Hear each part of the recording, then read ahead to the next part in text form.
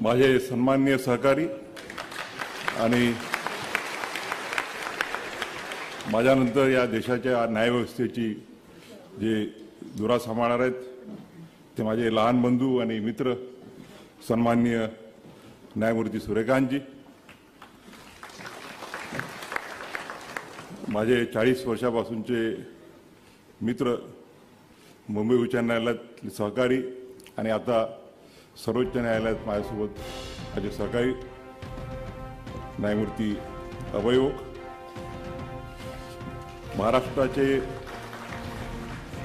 लोकप्रिय मुख्य न्यायाधीश जे होते आणि आता जे सुप्रीम कोर्टात आहेत ते माझे मित्र सन्माननीय दीपंकर दत्ताजी, माझे दुसरे लहान बंधू न्यायमूर्ती प्रसन्न वराळे,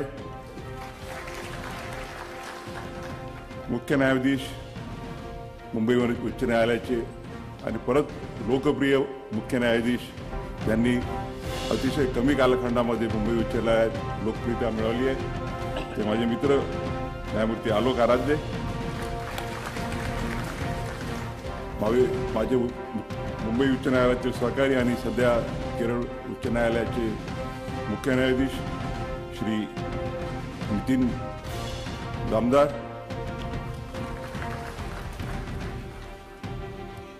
माझे सहकारी अतुल तांदूरकर, श्रीमती रेवती मोहिते डेरे आणि समोर उपस्थित सर्व सहकारी आजी आणि माझी वेळेबाई सर्वांची नावं घेता नाही येणार नाही.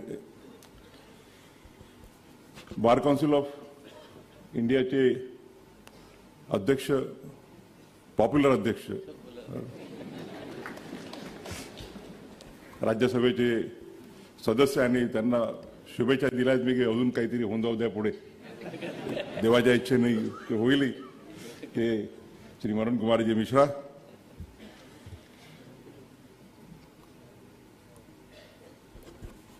केंद्र शासनाचे ॲडिशनल सॉलिसिटर जनरल माझे मित्र अनिल सिंग, गोव्याचे ॲडव्होकेट जनरल श्री देवीदास पंगम, महाराष्ट्र राज्याच्या महाराष्ट्र बार काउन्सिल ऑफ महाराष्ट्र आणि गोव्याचे सन्माननीय अध्यक्ष श्री खोंडे देशमुख, उपाध्यक्ष अमोल सावंत आणि बार काउन्सिल ऑफ इंडियामध्ये महाराष्ट्राचं आणि गोव्याचं प्रतिनिधित्व करणारे श्री आशिष देशमुख, बार काउन्सिल ऑफ महाराष्ट्राचे सर्व सन्माननीय सदस्य, बार काउन्सिल ऑफ इंडियाचे अनेक राज्यामधून इथे आलेले सर्व सन्माननीय सदस्य, मोठ्या संख्येने इथे वकिलांच्या शिवाय इतर अनेक जण उपस्थित आहेत. माझ्या वडिलांचे घनिष्ठ मित्र बॅरिस्टर रेया रंतुले यांचे पुतणे श्री मुश्ताक रंतुले आहेत. माझे कुटुंबीय सुद्धा मोठ्या संख्येने उपस्थित आहेत. माझे काका डॉक्टर विश्वास गवई, माझे लहान बंधू डॉक्टर राजेंद्र गवई, मुलगा ज्योतिरादित्य आणि इतर अनेक कुटुंबीय उपस्थित आहेत. आणि सर्वात महत्त्वाचे म्हणजे महाराष्ट्राच्या कानाकोपऱ्यातून एवढ्या प्रचंड संख्येने आलेले माझे सर्व वकील मित्र आणि मैत्रिणींनो,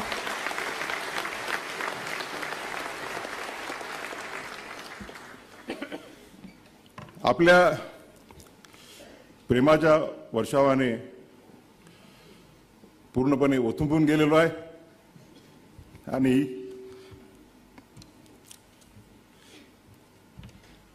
शब्द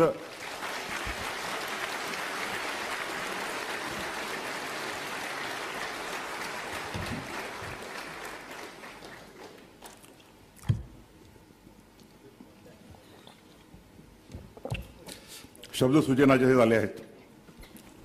40 वर्षापासून आपल्या सर्वांचं प्रेम आणि आशीर्वाद सतत लाभलेला आहे आणि आजचा जो अभूतपूर्व सोहळा जो आपण आयोजित केला तो मला वाटते कधीही जीवनाच्या अंतापर्यंत मनातून जाणार नाही. कुठल्या शब्दांनी आपली कृतज्ञता व्यक्त करावी यासाठी माझ्याकडे शब्द नाहीत. वराडे साहेबांसारखा मी साहित्यिक नाही, त्याच्यामुळे माहीत असतं तर त्यांच्याकडून थोड्या 2-4 कविता लिहून घेतल्या असत्या. तर माझ्यासोबत आहेत आमचे रजिस्ट्रार निंबाळकर, त्यांनी काही सुचवलं नाही. माझ्या ते बुलडोझर जस्टिसवरचं जे जजमेंट होतं त्यातल्या जी सुरुवात ज्या कवितेने मी केली, कवी प्रदीप निंबाळकरांनी 2-4 कविता चांगल्या शोधून काढल्या होत्या, याच्यापुढे लक्षात ठेवतील.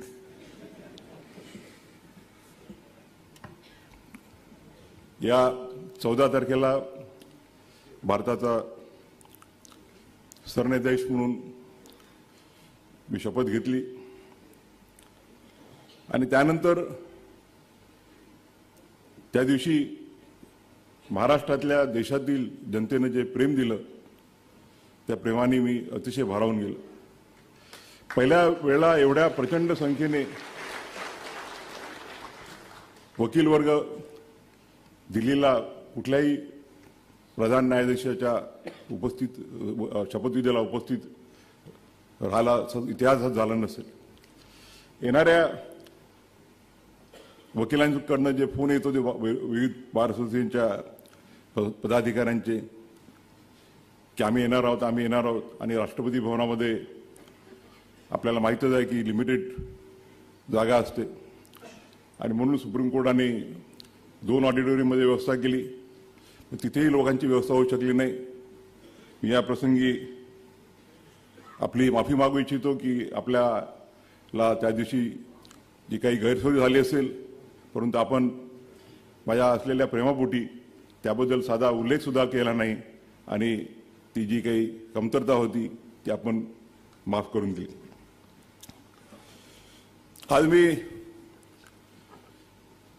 विशेष काळाच्या मर्यादा पण आहेत, कारण की ओक साहेबांना आणि वराडे साहेबांना लवकर जायचं आहे.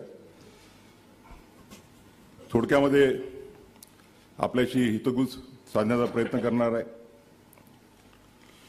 अनेकांनी सांगितल्याप्रमाणे माझ्या प्रवासाची सुरुवात ही अमरावती शहरातील जो एक फ्रेजरपुरा म्हणून भाग आहे आणि त्यावेळेला ऑलमोस्ट सेमी स्लम असा एरिया होता, तिथल्या नागरिक म्युन्सिपल स्कूल, त्याला नगर परिषद शाळा क्रमांक 8 या नावाने ती संबोधित होती. तिथून झाला लहानपणापासूनच आई आणि वडिलांचे संस्कार माझ्यावर आलेत आणि त्याच्यामुळे जो काही आज मी आहे त्यात डॉक्टर बाबासाहेब आंबेडकरांच्या विचाराचा जेवढा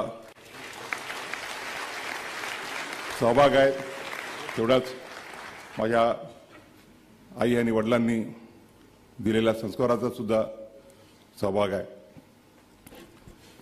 लहानपणी आईकडून आम्ही कष्ट शिकलो आणि त्यावेळेला परिस्थिती अतिशय बेताची होती, कारण की वडिलांनी फार कमी वयामध्ये बाबासाहेब आंबेडकरांच्या चळवळीत स्वतःला झोकून दिलं होतं आणि त्यामुळे घराची जबाबदारी माझ्या आईवर आली आणि आई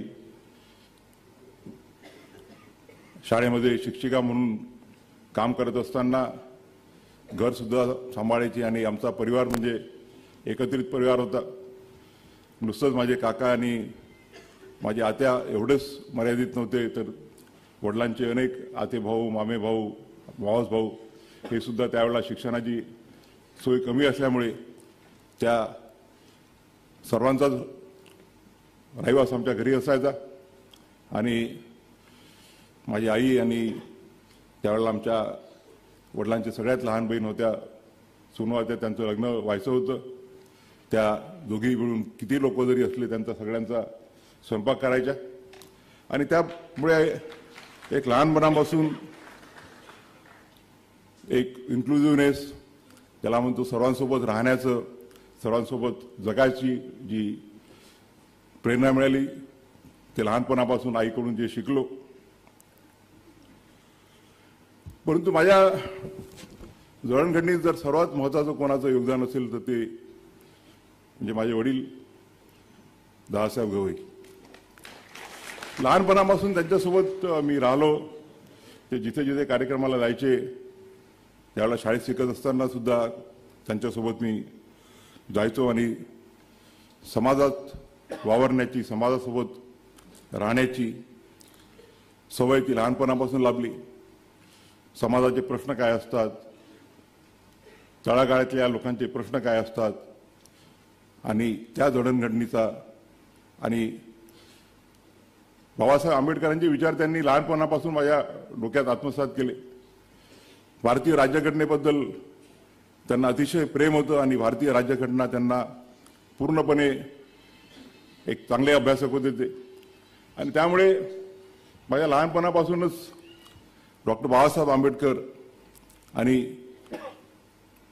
बाबासाहेब आंबेडकरांनी निर्माण केलेली भारतीय राज्यघटना ही माझ्या लहानपणापासूनच माझ्यामध्ये पूर्णपणे अंतर्भूत झाली आणि पुढच्या माझ्या आयुष्याच्या वाटचालीमध्ये त्याचं ते एक फाउंडेशन बनलं. खरं म्हणजे माझी सुरुवातीला वकील बनण्याची इच्छा नव्हती, कारण की मला आर्किटेक्चरमध्ये इंटरेस्ट होता आणि त्यामुळे आर्किटेक्ट बनावं अशी इच्छा होती. परंतु वडिलांना वकील व्हायचं होतं. परंतु ज्यावेळेला त्यांनी वकिलीच्या परीक्षेच्या वेळेला त्यांना सत्याग्रहामध्ये अटक करण्यात आली आणि जेलमध्ये होते, त्यामुळे ते परीक्षेला बसू शकले नाही आणि वकील झाले नाही. आणि त्यांची इच्छा होती की त्यांची जी वकील बनण्याची जी इच्छा होती ती वकील बनून पूर्ण करावी आणि त्यांचा आदेश मानून मी वकिलीला LLBला ॲडमिशन घेतली. मध्यंतरीच्या काळात वडील विधान परिषदेचे उपाध्यक्ष झाले, त्यामुळे मग आम्ही मुंबईला आलो. परिस्थिती बऱ्यापैकी झाली. चांगल्या शाळेत सुरुवातीला चिकित्सक समूहामध्ये मी 3री ते 7वीपर्यंत शिकलो. आईला असं वाटलं की माझे बाकीचे दोघं मुलं कॉन्व्हेंटमध्ये आहेत, तर मोठ्या मुलाला न्यूनगंड येईल मराठी. 8वीमध्ये तिने मला होलीनेममध्ये टाकलं बाकीच्या 2 भावंडांसोबत आणि 8वी ते 10वी होलीनेममध्ये झाल्यानंतर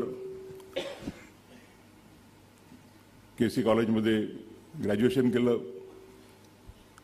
फर्स्ट इयर LLB मी गव्हर्नमेंट लॉ कॉलेजमध्ये केली. माझे अनेक मित्र त्यावेळचे आज इथे उपस्थित आहेत. राजन शिरोडकर आणि आम्हाला वाटते आमच्या सहित नाही आहेत, आम्ही क्लासमेट होतो. आणि त्यानंतर वडिलांना 82च्या नंतर कंटिन्यू करण्यात आलं नाही त्यांचा राजकीय काही कारणांमुळे, आणि त्यामुळे परत आम्ही अमरावतीला शिफ्ट झालो आणि 2nd इयर आणि 3rd इयर लॉ मी पंजाबराव देशमुख लॉ कॉलेज अमरावती इथे पूर्ण केलं. त्यानंतर 85मध्ये मुंबईला बॅरिस्टर राजाभाऊ भोसलेंसोबत वकिली चालू केली. या प्रसंगी मला त्यांची उणीव भासते आहे. त्यांच्याकडून राजाभाऊंकडून बरंच शिकायला मिळालं आम्हाला. माझ्या चेंबर कलीग रेवती मोहिते डेरे या सुद्धा राजाभाऊंसोबत होत्या आणि राजाभाऊंनी आम्हाला कुठल्याही मॅटर्स करायची एक मोकळीक दिली आणि त्यामुळे वकिलीमध्ये लवकर शिकता आलं. आणि त्या काळामध्ये आमची जी पिढी होती ती पिढी जे सिनियर ॲडव्होकेट्स आहेत त्या सिनियर ॲडव्होकेट्सचे आर्ग्युमेंट्स ऐकून कसं शिकता येईल, हे कसं आत्मसात करता येईल हे प्रयत्न करायचा.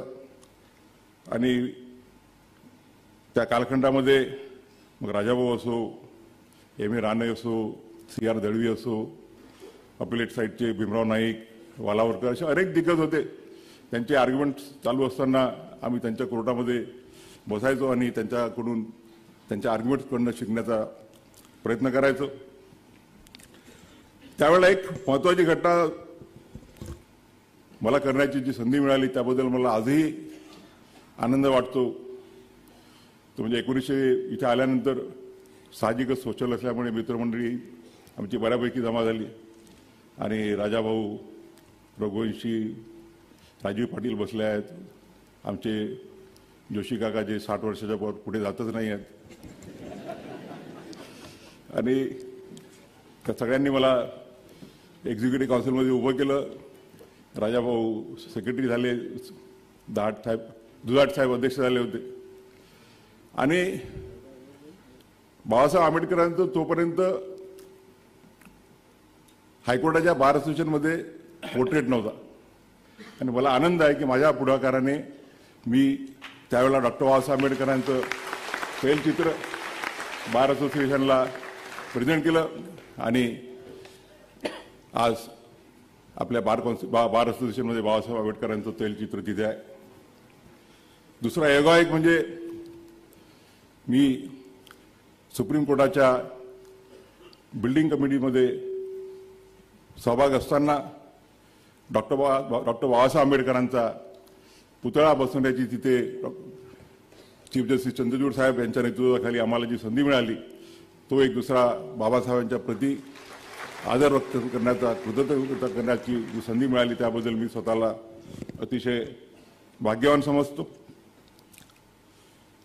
सुप्रीम कोर्टामध्ये बाबासाहेबांचा जो पुतळा लागला तर त्यावेळेला अनेक आम्ही फोटो पाहिले आणि त्यातला मला जो एक फोटो दिसला की बाबासाहेब आंबेडकर वकिलाच्या वेशामध्ये आहेत आणि म्हणून मी निर्णय घेतला की सुप्रीम कोर्टामध्ये बाबासाहेबांचा जो पुतळा लागेल तो वकिलाच्या मुद्रेमध्येच आणि सुप्रीम कोर्टाच्या दिशेने तोंड करून लागेल, जेणेकरून बाबासाहेबांचे जे विचार आहेत, बाबासाहेबांचा जो आदर्श आहे तो सतत आम्हाला प्रेरणा देत राहील.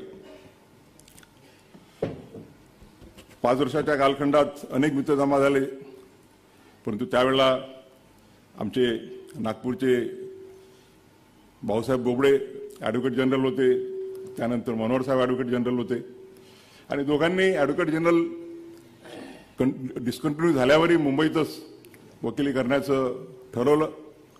आणि मनोहर साहेबांनी तर मुंबईच्या वकिलांची स्केलही, फीचे स्केल जे आहेत ते आज मला वाटते आता आमचे सतीश माने शिंदेचे फी काय फीचे स्केल असतील ते न सांगितलेलं बरं.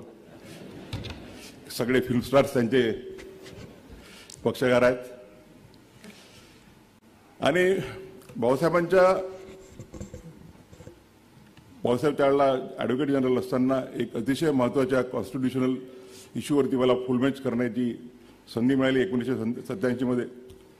आणि त्यानंतर भाऊसाहेबांनी म्हटलं की तू एवढं चांगलं काम करतोयस तर मग इथे जाण्यापेक्षा नागपूरला का जात नाही, आपला भाग आहे तिथे जर तू गेला तर तू लवकर तिथे तुला नाव मिळेल आणि लवकरच तू प्रसिद्ध होतील. आणि त्यानंतर त्यांचा सल्ला ऐकून मी नागपूरला गेलो आणि मला वाटते जे मुंबई मला ॲडव्हान्टेज हा झाला की मुंबईलाही भरपूर मित्र मिळाले आणि 90ला नागपूरला गेल्यावर तिथे अनेक मित्र मिळाले आणि तिथेही चांगलं शिकायला मिळालं. 10 वर्ष प्रायव्हेट वकिली केल्यानंतर त्यावेळेला विलासराव देशमुख महाराष्ट्राचे मुख्यमंत्री झाले आणि त्यांनी आग्रह केला की नागपूरच्या गव्हर्नमेंट बुडरची जी पोस्ट आहे ती पोस्ट ॲक्सेप्ट करावी. मी सुरुवातीला रिलक्टंट होतो कारण की वकिली चांगल्यापैकी चालू होती आणि सरकारी वकील म्हणून किती पैसे मिळतात ते त्या आता तरी बऱ्यापैकी स्केल आहेत. त्यातले एक माझ्या ज्युडिशियल ऑर्डरच झालेले आहेत. परंतु बोबडे साहेब आणि मी आम्ही एकाच टेबलवरती बसायचो आणि सुरुवातीपासून मी काही लपून ठेवलं नव्हतं की माझी उच्च न्यायालयाचा न्यायाधीश बनण्याची इच्छा आहे. फक्त एवढंच होतं की योग्य वयात झालं पाहिजे बोबडेसाहेब म्हणाले की तू जर ह्या रेग्युलर रूटनी गेला तर वेळ लागेल, कारण की मोठमोठे सिनियर वकील लाईनीत उभे आहेत जज बनण्यासाठी, आणि इकडे जर तू गव्हर्नमेंट पिरियड झाला तर शॉर्टकट होईल. आणि मला आनंद आहे की मी त्यांचा सल्ला ऐकला आणि गव्हर्नमेंट पिरियड झालो.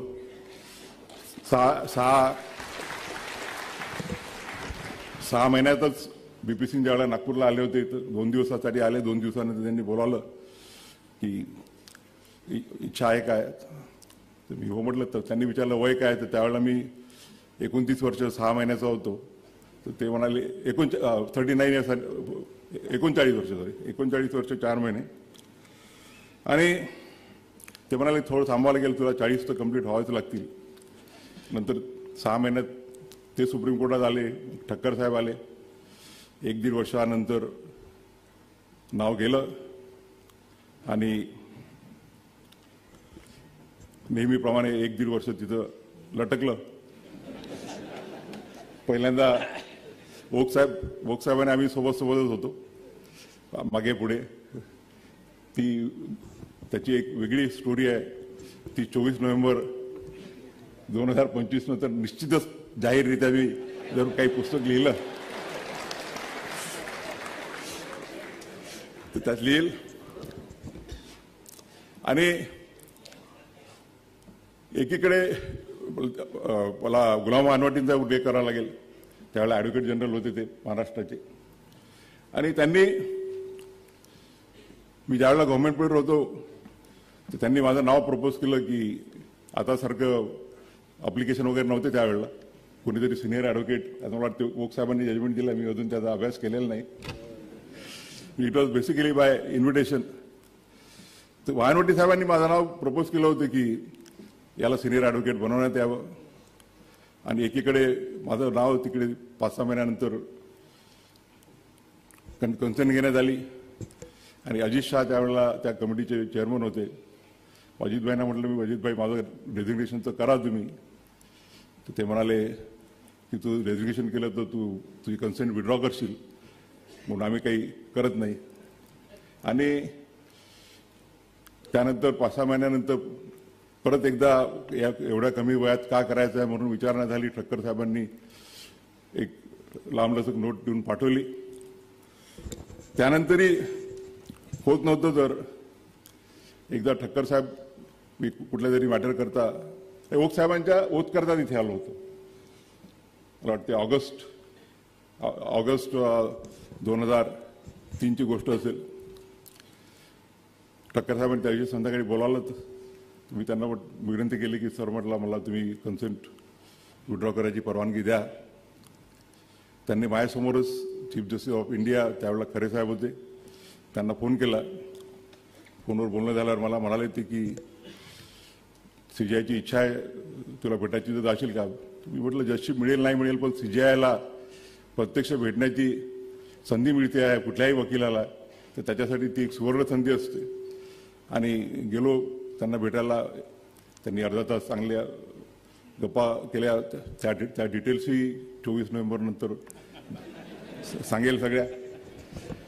आणि एका आठवड्यात त्यांचा फोन आला की young man, the collegium has cleared your name. आणि त्यावेळेला थोडी मनपरिस्थिती द्विधा होती की आपण स्वीकारावं नाही स्वीकारावं. परंतु त्याही वेळेला आता वराळे साहेबांनी सांगितल्याप्रमाणे वडिलांनी म्हटलं की तू वकिलीस राहशील तर खोऱ्यांनी पैसे कमावशील, परंतु तू जर न्यायदानाचं काम करायला गेला तर बाबासाहेबांचे जे सामाजिक आणि आर्थिक न्यायाचा जो संकल्प आहे तो पुढे नेण्याच्या दृष्टीने तुला कर्तव्य करायला संधी मिळेल. आणि आज मला आनंद आहे की त्यांचा निर्णय मानून मी न्यायाधीश म्हणून शपथ घेतली. आणि या 22 वर्षाच्या कालखंडामध्ये मला अतिशय समाधान आहे की माझ्या वडिलांना अभिप्रेत असलेलं, बाबासाहेबांच्या घटनेला अभिप्रेत असलेलं सामाजिक आणि आर्थिक न्यायाच्या दृष्टीनं मी काही ना काहीतरी या देशाच्या न्यायालयीन जडणघडणीमध्ये हातभार करू शकलो. या प्रसंगी मला आनंद आहे की आज माझ्या 2 मित्रांच्या उपस्थितीत हा कार्यक्रम होतो आहे. जस्टिस अभयोग आणि आम्ही 40 वर्षापासून मित्र आहोत. सोबत वकिली केली. मी नागपूरला गेलो, ते मुंबईलाच कंटिन्यू झाले, परंतु मैत्री आमची तशीच होती. न्यायाधीश झाल्यानंतर ते मी ज्यावेळेला नागपूरला होतो त्यावेळेला ते व्हिजिटिंग जज म्हणून आले. त्यांचे संबंध अजून घनिष्ठ होत गेले. आणि 2003च्या घटनेचा जरी मी उल्लेख टाळू इच्छितो आज, परंतु 2019ची जर घटना मी सांगितली नाही तर मला वाटते तो योग्य होणार नाही. 2019मध्ये आमच्याकडे चालत असते, आपल्या सगळ्यांनी त्या स्टेजेस गेल्या आहेत हायकोर्ट जज होताना. आणि त्यावेळेला माझं नाव चर्चेत आलं. त्यावेळेला बऱ्याच प्रेसमध्ये वगैरे यायचं की गेल्या 10 वर्षापासून शेड्यूल ट्राईबचं कोणीच सर्वोच्च न्यायालयामध्ये नाही आहे. आणि त्यावेळेला देशामध्ये त्या घटकातील सर्वात ज्येष्ठ न्यायमूर्ती मी होतो. आणि मला विचारण्यात आलं तर मी हो म्हणण्याच्या अगोदर पहिल्यांदा माझे जे 2 सिनियर मित्र आहेत, धर्माधिकारी साहेब न्यायमूर्ती आणि ओक साहेब यांच्याकडे गेलो. ओक साहेबांना म्हटलं असंच आहे की तर मी काय करू अशा परिस्थितीत. त्यांनी म्हटलं की ऑलरेडी मुंबईचे 3 न्यायमूर्ती सुप्रीम कोर्टात आहेत, त्यामुळे मुंबईचा कोटा फुल आहे. आणि तू जर दुसऱ्या कुठल्या मार्गाने दुसऱ्या कोर्टातून जात असतील तर मला ऑब्जेक्शन असण्याचं काहीही कारण नाही आहे. आणि कारण की माझ्यावरती ते आणि ते हे म्हणाले की माझा जर मित्र आज जाऊन जर या देशाचा सर्वोच्च न्यायालय बनण्याची त्याला संधी मिळणार असेल तर ती माझ्यासाठी आनंदाची बाब आहे. आणि याचा मी जाहीरपणे आज उल्लेख करू इच्छितो की त्यांनी मनाचा मोठेपणा दाखवला त्यावेळेला.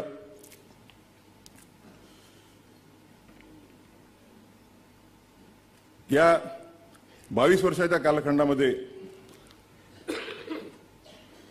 अनेक महत्त्वाचे निर्णय देण्याची मला संधी मिळाली.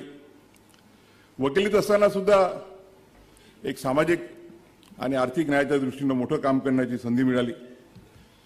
मी त्यावेळेला गव्हर्नमेंट पीडर होतो.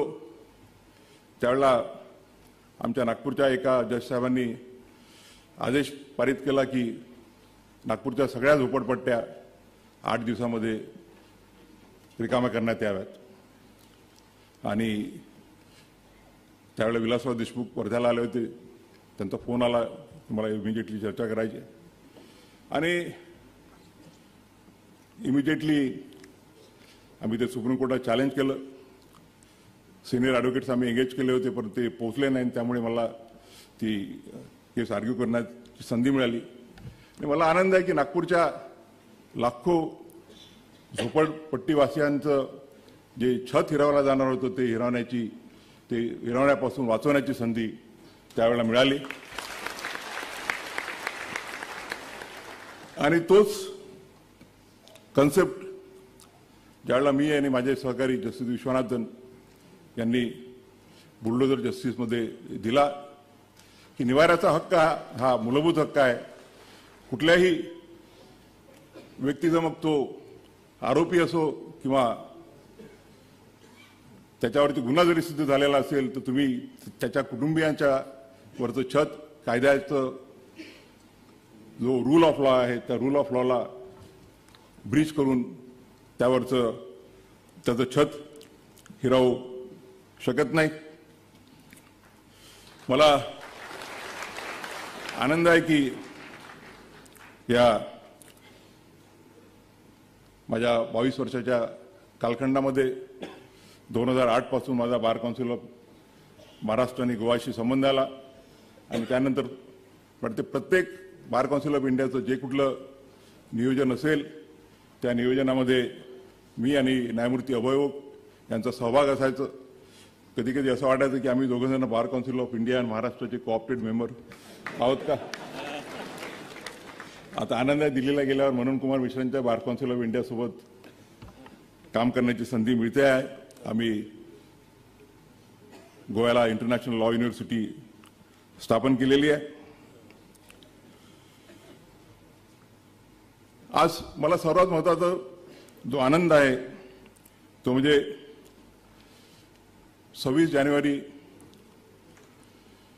1925 रोजी आपण भारतीय राज्यघटनेच्या स्थापनेला 75 वर्ष पूर्ण केले आणि भारतीय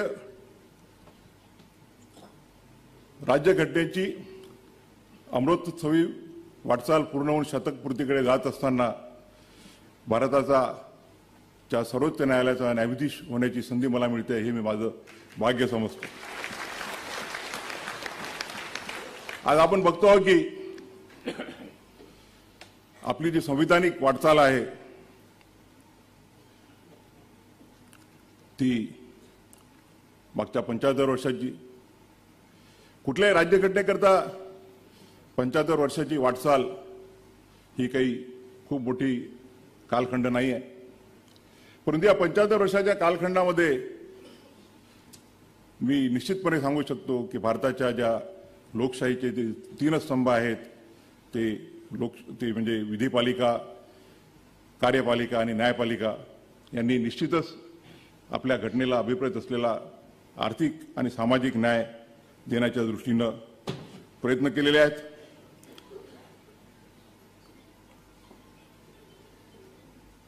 ओक साहेबांनी उल्लेख केला केशवानंद भारतीच्या जजमेंटचा. केशवानंद भारतीच्या जजमेंटनी बेसिक स्ट्रक्चरची संकल्पना आणली. प्रश्नच नाही की बेसिक स्ट्रक्चरच्या संकल्पनेमुळे आज आपला देश एक मजबूत आहे आणि तिन्ही ज्या विंग्स आहेत त्या तिन्ही जे स्तंभ आहेत ते आपापल्या जे त्यांना दिलेले स्पियर्स आहेत त्यामध्ये काम करण्याचा प्रयत्न करतात. कार्यपालिकेने आणि विधिपालिकेने अनेक असे कायदे अंमलात आणले, अनेक अशा गोष्टी केल्या की ज्या दृष्टीनं सामाजिक आणि आर्थिक न्यायाची जी संकल्पना आहे ती पूर्णत्वास नेण्याच्या दृष्टीनं प्रयत्न करता येतील. न्यायपालिकेने सुद्धा असे जे कायदे आहेत त्या कायद्यांना मान्य केलेलं आहे. परंतु केशवानंद भारती ही एक दुसऱ्या गोष्टीसाठी त्याचं महत्त्व विदित करणं मी माझं कर्तव्य मानतो. 1973च्या अगोदरचा जर आपण प्रवास पाहिला, मगाशी जामदार साहेबांनी माझ्या गोव्याच्या भाषणाचा उल्लेख केला, तर आपण बघू की 73च्या अगोदरचा जो कालखंड होता त्यात directive principles are subordinate to fundamental rights and whenever there is a conflict between directive principles and fundamental rights, the directive principles will have to give a go to the fundamental rights. परंतु 1973 मध्ये जरी basic structure डॉक्ट्राईनवरती एका 6 जजेस एका बाजूला होते, it was pertaining to the amending powers of the constitution. 6 जजेसनी म्हटलं की भारताच्या पार्लमेंटचे कॉन्स्टिट्यूशन अमेंड करण्याचे जे अधिकार आहेत ते असीमित आहेत आणि काही घटना दुरुस्ती करता येऊ शकते. 6 जणांनी म्हटलं की नाही, असं करता येत नाही आणि फंडामेंटल राईट्सला बिलकुल हात लावता येत नाही, दे आर अनटचेबल्स. परंतु ज्यांचा उल्लेख केला ओक साहेबांनी ते न्यायमूर्ती HR खन्ना आणि त्या अगोदर HR खन्नांच्या अगोदर अमरावतीचे JR मुदोळकर यांनी 5 जजेस बेंचमध्ये उल्लेख केला की त्यांनी आणि जस्टिस सिराजुल्लांनी की we require a stronger reasons to hold that the powers to amend the constitutions are unlimited. Justice Mudholkar म्हणाले की can a parliament be given a power to change the basic features of the constitution. ते म्हणाले if we permit so, it will be permitting rewriting the constitution, not amending it. आणि म्हणून मूळ basic features जे आहे ती संकल्पना justice मुधोळकरांनी मांडली आणि ती पुढे HR खन्नांनी केशवानंद भारतीमध्ये पुढे नेली आणि त्याच्यामुळे 6 जण एका बाजूला 6 जण दुसऱ्या बाजूला आणि केशवानंद भारतीचा वर्डिक्ट हा आला की पार्लमेंटला कॉन्स्टिट्यूशन अमेंड करण्याची पॉवर तर आहेतच, परंतु ते जो मूळ गाभा आहे, जो बेसिक स्ट्रक्चर आहे, त्याला पार्लमेंट हात लावू शकत नाही. मग ते सुप्रिमेसी ऑफ द कॉन्स्टिट्यूशन आहे, त्यानंतर the doctrine of separation of power, parliament, legislature, judiciary and executive, federal structure of the constitution, असे अनेक आहेत ते पुढे इव्हॉल्व होत गेले. आणि म्हणून ज्यावेळेला एका ठिकाणी मला विचारण्यात आलं की सध्या जो वाद चालू आहे की कॉन्स्टिट्यूशन की ज्युडिशरी सुप्रीम आहे की एक्झिक्युटिव्ह सुप्रीम आहे, त्यावेळेला म्हटलं मी की neither judiciary nor executive nor the parliament are supreme, but it is a Constitution of India which is supreme, and all the 3 wings of the Constitution are required to work as per the Constitution. आणि मला आनंद आहे की गेल्या केशवानंद भारतीच्या नंतरचा जो 50 वर्षाचा आज 52 वर्षाचा कालखंड झालेला आहे, त्या केशवानंद भारतीचं जे जजमेंट आहे त्यांनी देश नुसतंच मजबूत आणि सुदृढ नसून देश सामाजिक आणि आर्थिक समानतेच्या दृष्टीनं प्रगतिशील आहे. आणि त्यामुळे आज ज्यावेळेला आपण देशाच्या राज्यघटनेच्या 75 वर्ष पूर्ण करून अमृत महोत्सव पूर्ण करून वाटचाल करत आहोत, त्यावेळेला भारतीय राज्यघटनेला अभिनंदन करण्यासाठी, अभिवादन करण्यासाठी बार काउन्सिल ऑफ महाराष्ट्र आणि गोवाने संविधानिक न्याय देण्याची अमृत महोत्सव उज्ज्वल परंपरा हा जो परिसंवाद आयोजित केलेला आहे तो अतिशय सुसंगत आहे. मी या प्रसंगी त्यांचं अभिनंदन करू इच्छितो. मला आणि विशेष आमच्या सर्व सहकाऱ्यांना, मग ते ओक साहेब असो, सूर्यकांत साहेब असो, आम्हाला सर्वांना आनंद आहे की ह्या 75 वर्षाच्या जडणघडणीमध्ये आम्हा सर्वांना एक खारीचा वाटा घेण्याची जी संधी मिळालेली आहे त्याबद्दल मला खरोखर आनंद आहे. आम्हाला जी संधी दिली ती संधी आम्ही वापरली. मग ती लिबर्टी करता ओक साहेबांचे जजमेंट असो, सूर्यकांत साहेबांचे असो, माझे असो, इक्वॅलिटीचे जजमेंट असो. खरं म्हणजे मगाशी उल्लेख केला मी की आपण सर्व समावेशक असलं पाहिजे. We all have to work as an institution.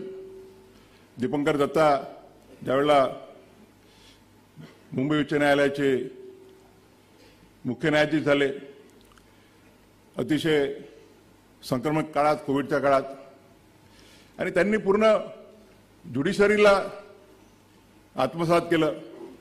He treated the entire members of the judiciary as part of his family. आणि म्हणून आजही आपण त्यांना प्रेमाने आपल्या प्रत्येक कार्यक्रमामध्ये त्यांची आठवण ठेवतो.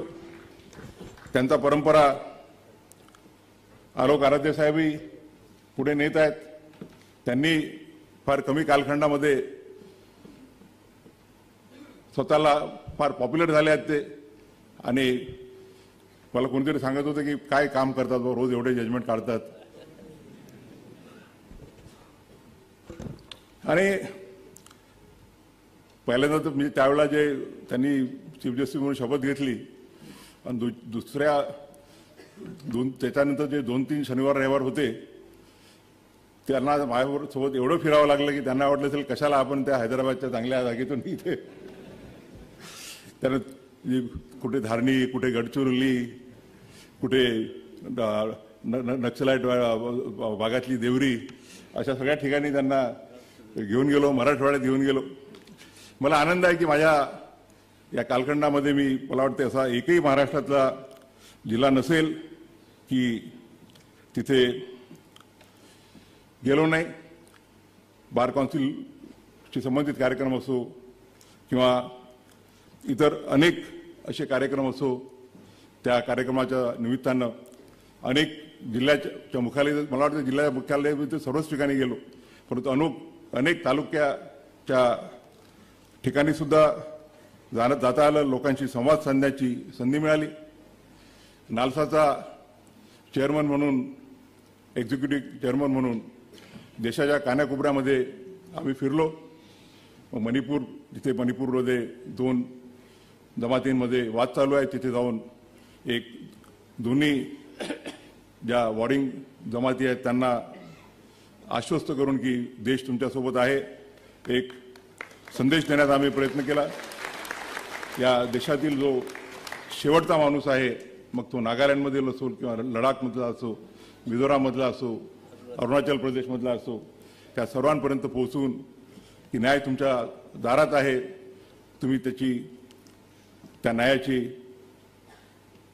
अवेल करा, हा संदेश पोहोचण्याचं संधी मिळाली. त्याबद्दल मी स्वतःला भाग्यवान समजतो. या 40 वर्षाच्या प्रवासात अनेकांचं योगदान आहे. सुरुवातीला सांगितल्याप्रमाणे आज माझे वडील असते तर सर्वात जास्त त्यांना आनंद झाला असता. ज्यावेळेला 2003 मध्ये मी उच्च न्यायालयाचा न्यायाधीश म्हणून शपथ घेतली, त्यावेळेला ते म्हणाले होते, मला नाही म्हणाले पण माझ्या बाकीच्या नातेवाईकांना, की भूषण एक दिवस सर्वोच्च न्यायालयाचा मुख्य न्यायाधीश निश्चित होईल. आणि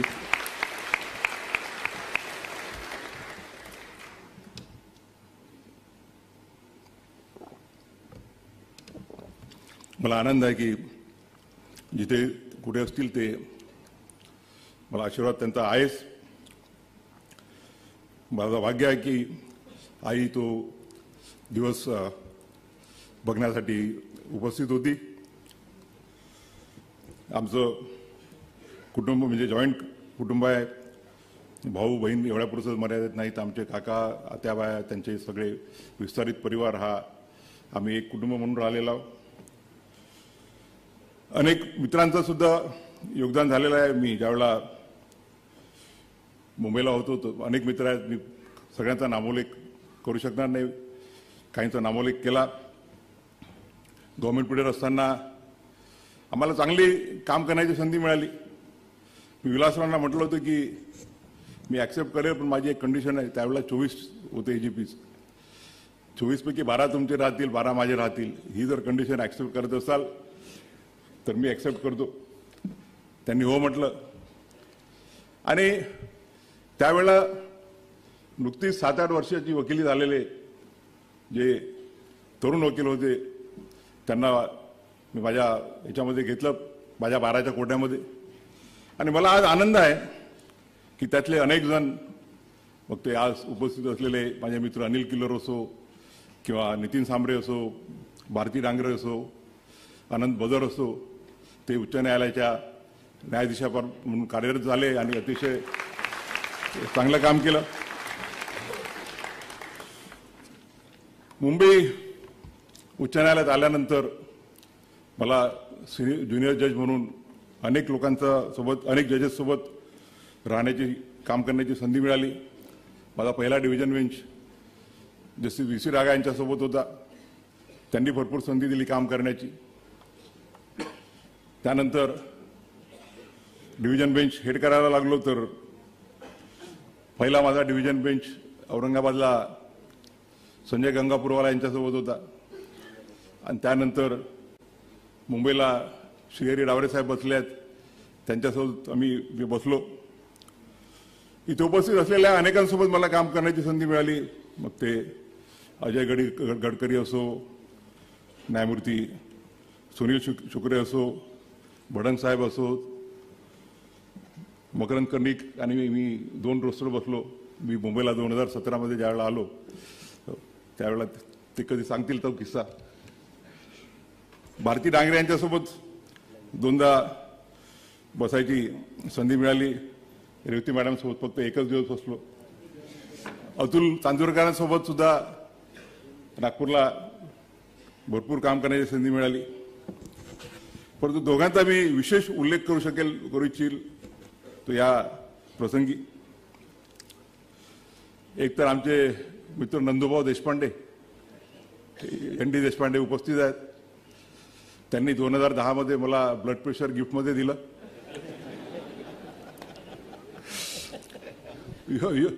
योगायोगाने त्यांचं पिटिशन माझ्यापुढे लागलं आणि ते अलाव केलं. आणि अलाव केल्यानंतर माझं ज्युडिशियल मॅटर्सचं जे असाइनमेंट होतं ते एका आठवड्यात काढून घेण्यात आलं. असे अनेक किस्से आहेत, ते नंतर कधी सांगता येतील. मी सर्वोच्च न्यायालयात गेल्यानंतर सगळ्यांना हे दिसतं की आम्ही पटापटा सोमवारी आणि शुक्रवारी 60-70 मॅटर संपवतो. पण त्या पाठीमागे खूप लोकांची मेहनत असते. आणि खरं म्हणजे न्यायाधीश पद हे एक सतीचं वाहन आहे. ती एक देशाची, समाजाची सेवा आहे. आणि मला आज अभिमानानं या प्रसंगी ते एक रामधनुष्य आहे. आज या प्रसंगी मी अभिमानानं सांगू इच्छितो की महाराष्ट्र बार काउन्सिलला काही काळिमा लागणार नाही अशा पद्धतीनं न्यायमूर्ती ओक आणि मी हे रामधनुष्य पेललेलं आहे आणि सतीचं वाहन पेललेलं आहे. आजचा कार्यक्रम हा होणार नाही होणार असं चालू होतं पहलगामचा अटॅक झाल्यानंतर. कारण की बार काउन्सिलची इच्छा होती की हा जो कार्यक्रम आहे तो ओक साहेब रिटायर व्हायच्या अगोदर झाला पाहिजे. पुढच्या शुक्रवारी आम्ही त्यांना फेअरवेल देणार आहोत. आणि मला खरोखर आनंद आहे की आज हा कार्यक्रम त्यांच्या उपस्थितीत होतो आहे. त्यांच्या सत्काराला तर मी येईलच, परंतु आज मी त्यांना शुभेच्छा देतो. आणि आम्ही दोघांनी डिक्लेअर केलेलं आहे की निवृत्त झाल्यानंतर आम्ही कुठलेही असाइनमेंट घेणार नाही.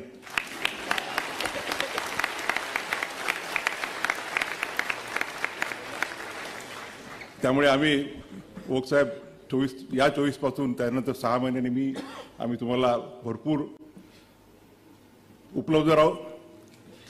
आता 6 महिन्याचा कालखंड मला तुम्ही काम करण्यासाठी द्या अशी विनंती करतो. मी ठरवलेलं आहे की फक्त अमरावती, नागपूर, औरंगाबाद आणि गोवा आणि मुंबई ज्या ज्या बारचा सदस्य होतो आणि जिथे जिथे मी काम केलं त्याच्याशिवाय मी कुठलाही सत्कार स्वीकारणार नाही. आणि महाराष्ट्रातील फक्त जे 4 मी कार्यक्रम कबूल केले होते ते म्हणजे बाबासाहेबांचा जो तालुका आहे मंडणगड, तिथल्या कोर्टाचं मी भूमिपूजन केलं मागच्या वर्षी. आणि मला माधव आमदार आणि आमचे संग्रामजी रायस्वर आहेत, संग्राम देसाई, यांचा नामोल्लेख करावा लागेल की त्यांनी त्या दिवशी म्हटलं होतं की त्यावेळेला माधव मला वाटते नव्हते गार्डियन जज, नंतर झाले, पण त्या दोघांनी मागे लागून एका वर्षाच्या आत ही बिल्डिंग कशी पूर्ण होईल याकरता दिवसरात्र मेहनत करतायत. आणि मला खात्री आहे की त्या बिल्डिंगचं उद्घाटन मी निश्चितच करेल. जाधव साहेबांना 5 वर्षापूर्वी कबूल केलं होतं नाशिकच्या बिल्डिंगचं. ती नाशिकची बिल्डिंग आणि माझा जो तालुका आहे तो दर्यापूर, त्या दर्यापूरच्या डिस्ट्रिक्ट कोर्टाचं इनॉग्रेशन आणि ऑफकोर्स नॅशनल लॉ युनिव्हर्सिटीचा उल्लेख करत असताना ओक साहेबांनी जे औरंगाबादच्या नॅशनल युनिव्हर्सिटीत योगदान केलं त्याचा उल्लेख करावा लागेल. मी सुद्धा नागपूरच्या नॅशनल लॉ युनिव्हर्सिटीमध्ये योगदान देण्याचा प्रयत्न केलेला आहे. तू होणार कुठे तुमचे एवढं जे कबूल केले त्याच्याशिवाय दुसरं कुठलंही मी इन्व्हिटेशन स्वीकारणार नाही. त्याच्यामुळे इन्व्हिटेशन देऊ नका अशी विनंती करतो. मगाशी सांगितल्याप्रमाणे आम्ही जे कामं करतो, जे जजमेंट देतो, त्यामध्ये अनेकांचा सहभाग असतो. आणि उल्लेख करावा लागेल की आमचे जे लॉ क्लर्क रिसर्चर्स असतात ते दिवसाचे 10-10, 12-12 तास मेहनत करतात. आणि त्यांच्या मेहनतीत त्यांची जर मेहनत असेल तर आम्ही जे आउटपुट देऊ शकतो तो आउटपुट निघू शकत नाही. माझ्यासोबत आजपर्यंत आता 17 लॉ क्लर्क्सनी महत्त्वाचं योगदान दिलेलं आहे. आज एकाएक म्हणजे आज 14 जण इथे उपस्थित आहेत. माझा पहिला लॉ क्लर्क श्रीरंग वर्मा जो औरंगाबादचा आहे, त्यानंतर मृणाल भिडे नाशिकची भिडे साहेबांची मुलगी, वरद किलोर आणि अभिषेक कर्णिक यांचा मी या प्रसंगी उल्लेख जर केला नाही तर ते चुकीचं ठरेल. मगाशी देशपांडे साहेबांचं नाव घेता घेता एक नाव विसरून गेलो.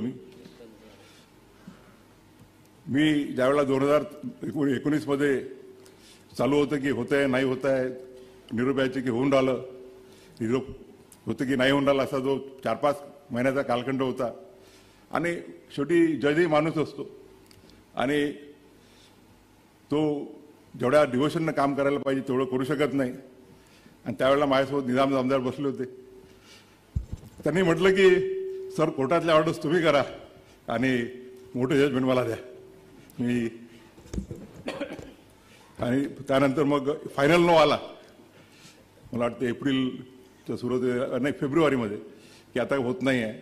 मग आमदार साहेबांना म्हटलं आता मलाही काम करू द्या. मग आम्ही जजमेंट्स वाटून घ्यायचो. या सर्वांचा उल्लेखाचा नामोल्लेख मी विसरले असेल तर त्यांनी मला माफी मागावी, कारण मी लिहून भाषण आणत नसतो. त्यामुळे वेळेवर जे सुचतं त्यात एखाद्या वेळेला चूकभूल होऊ शकते. आणि या प्रसंगी आपल्याला माहीत आहे की मगाशी म्हटल्याप्रमाणे जजचं काम हे एक सतीच्या वाणासारखं काम आहे. आणि सगळ्यात अफेक्टेड जर कोणी राहत असेल तर ती म्हणजे जजेसची फॅमिली. इव्हन वकिलांना सुद्धा काम करावं लागतं. आणि या प्रसंगी मी जसं माझ्या वडिलांच्या वाटचालीमध्ये माझ्या आईचा सिंहाचा वाटा आहे, तसंच माझ्या वाटचालीमध्ये माझी अर्धांगिनी डॉक्टर तेजस्वी गवई आणि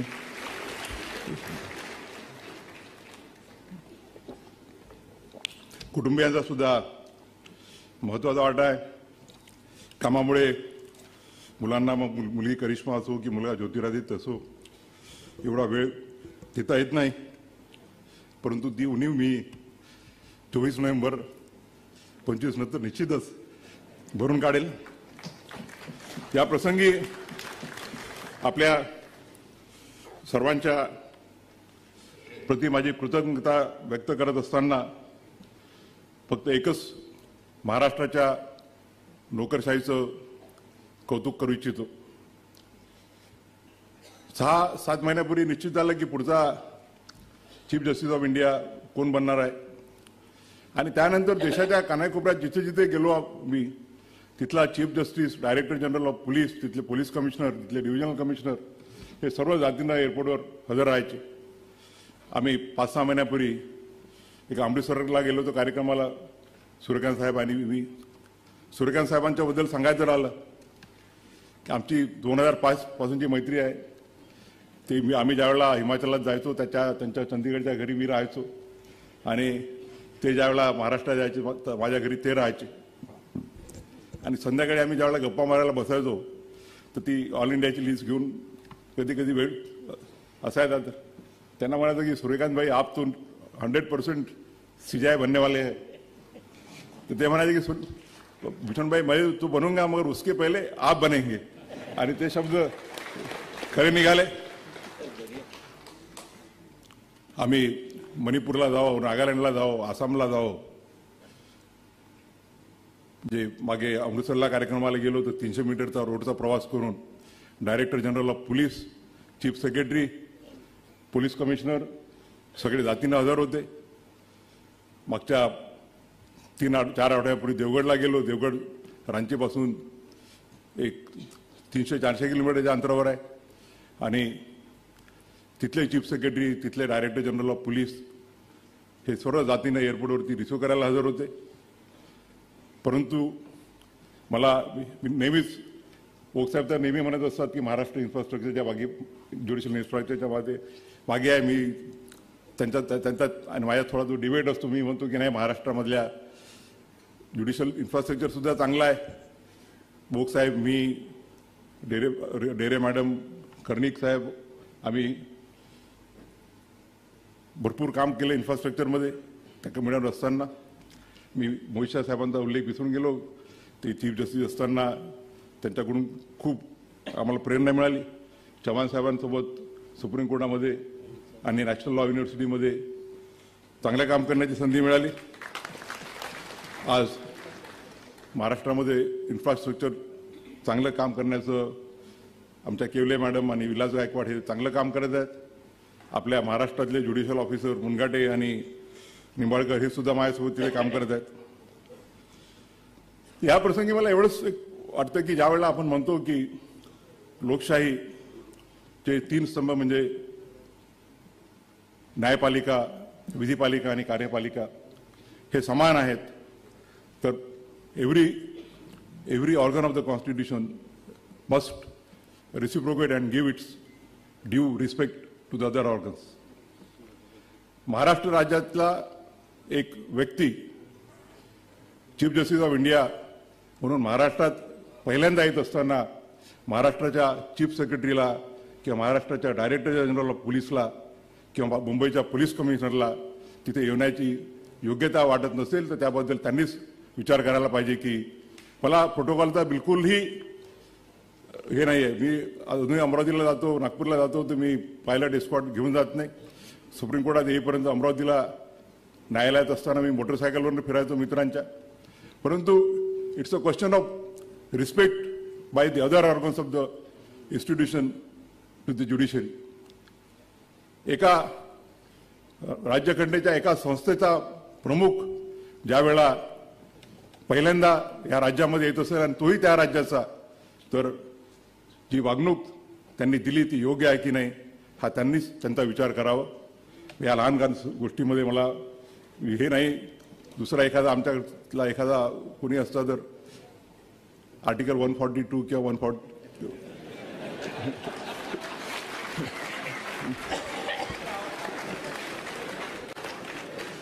लहान सहान गोष्टी आहेत, पण तुम्ही उल्लेख यासाठी केला की लोकांना कळलं पाहिजे. मी या प्रसंगी पुनश्च आपल्या सर्वांचे मनापासून आभार मानतो. आभार कोणाचे मानायचे? आपण आपलेच मानायचे का? कालपासून मी ओथंबून गेलेला बार काउन्सिल ऑफचे सर्व सदस्य आपल्या कुटुंबियांसोबत कालपासून हजर आहेत. खरं म्हणजे माझ्या बायकोला कार्यक्रम वगैरे आवडत नाहीत, पण त्यांचा आग्रह होता की नाही तुम्ही वहिनींना घेऊन या, आम्ही सगळेजण आमच्या बायकोला घेऊन येतो, बायकांना घेऊन येतो. तर मी खरोखर आपल्या प्रेमाने ओथंबून गेलेलो आहे. या प्रसंगी मी फक्त आपल्या आशीर्वादाची याचना करतो की माझ्या हातून असं कुठलेही काम होऊ नये की जेणेकरून बार काउन्सिल ऑफ महाराष्ट्र आणि गोवा, मुंबई उच्च न्यायालय याच्या नावाला थोडासाही धप्पा लागेल. माझ्याकडून असं काम व्हावं की the rule of law, the constitutional values, the principles of liberty, equality and justice are maintained. मला आपण आशीर्वाद द्या की ह्या सर्व करण्यासाठी मला एक स्ट्रेंथ मिळेल, आपल्यापासून प्रेरणा मिळेल. पुनश्च एकदा आपल्या प्रति कृतज्ञता व्यक्त करून मी माझे लांबलेले 2 शब्द संपवितो. धन्यवाद.